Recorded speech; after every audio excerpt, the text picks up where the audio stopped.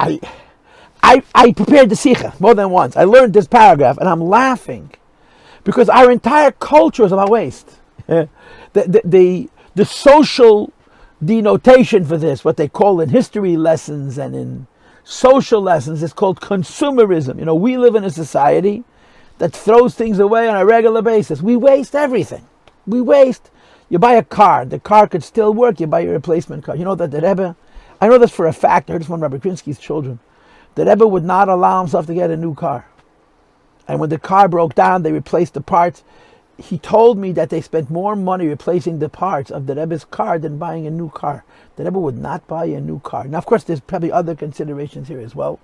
But the Rebbe was so against the whole idea of throwing things away and starting over. You have to use everything maximally. The Rebbe would save, people sent him letters. If the letter did not fill the whole page, he'd cut off the bottom and save it for scrap.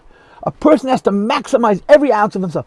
And I think about myself, the biggest thing we waste is not food, it's not clothing, it's not water, it's not air, it's time. It's time. Any day, a day has 24 hours, an hour has 60 minutes. So that's 24 times 60, I don't know what the number is, but it's hundreds and hundreds of minutes per day. Now eating is a requirement, and sleeping is a requirement, and drinking is a requirement, and even relaxing is a requirement. You look at a day, 24 hours, and how much of it was not levatala and how much of it is levatala, and it's upsetting. And the Rebbe says, you're disrupting the whole purpose of creation. This attitude of the Rebbe's, which is so, I guess technically it's very strict. Ideally, it's very exact, it's very precise, in my form, it's the theme of the Kuntres Mayan, The Rebbe Rashab wrote an essay called Kuntres Mayan. The Kuntres Mayan is about shtus, right? Shtus is translated by Rabbi Zalman Posner as folly, right? Folly is translated by Rabbi Yossi Paltiel as idiocy, as stupidity. Now, why did I translate folly into stupidity and idiocy? Because when you say stupid and idiot, everybody knows exactly what you mean and exactly to whom you're speaking. You say folly sounds like another flavor of ice cream. I don't know what folly means. I understand why he uses that word, but the Kuntres Mayan revolves around the idea of being a fool. And the argument of Kuntres Mayan is, if you could do something more meaningful, and you choose to do something less meaningful, even if you do it well, it's a shtus. For example, if you are very musical or very gifted as an artist, but you're also very bright, you're also very intelligent, and you could study Torah, you could study Chassidus, you could publish works of Torah, and you choose to be a musician or a chazan or a singer, the Rebbe Rashab would classify that as shtus. He wouldn't say it's a choice. The Rebbe Rashab would say to you, as the Kuntres Mayan does in the first Maimer, there's a grade, a whole series of levels of skills. And if the greatest thing that you could do is cook food, be a chef. If the greatest thing you could do is produce wine, make wine. But if you could be a chef or you could produce music and you choose to be a chef of amazing music, it's considered a shtus because it's a lower expression of human capability. And the ultimate level of human capability is intelligence. And the ultimate level of intelligence is Torah. And the ultimate level of Torah is Pnimius HaTorah. And the Rebbe Rashab argues every person has to ask himself, am I maximizing myself? And otherwise, it's wrong, it's stupid. No, it's not that I'm doing a sin.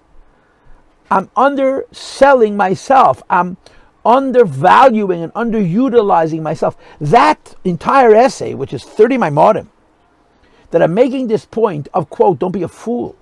Don't choose a lesser way of life over a more meaningful way of life because a person needs to maximize himself, is an idea which the Rebbe then develops very, very, very comprehensively in every area. The Rebbe personally wouldn't waste a second of his time.